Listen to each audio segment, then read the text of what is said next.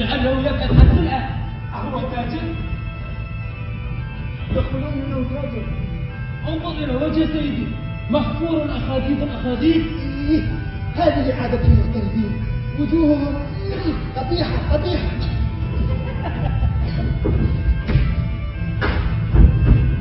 سيدي، هذا الرجل صادفه قبل يومين لموقف الحافلة بنفس الهيئة ويحمل نفس الحقيبة التي بيده.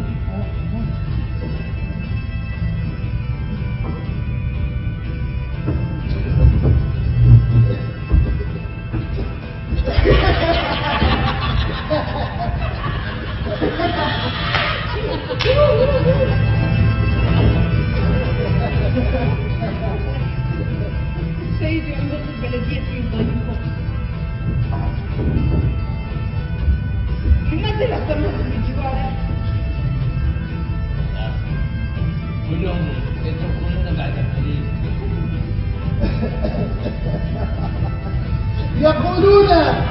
يقولون أن أحدا من كل 10 رجال لا ينجبون. هم لا ينامون على أسر وفيهم. أين ينامون إذن؟ سيدي، يا حبيبي، أين تنام أنت؟ أليس في المرحاض؟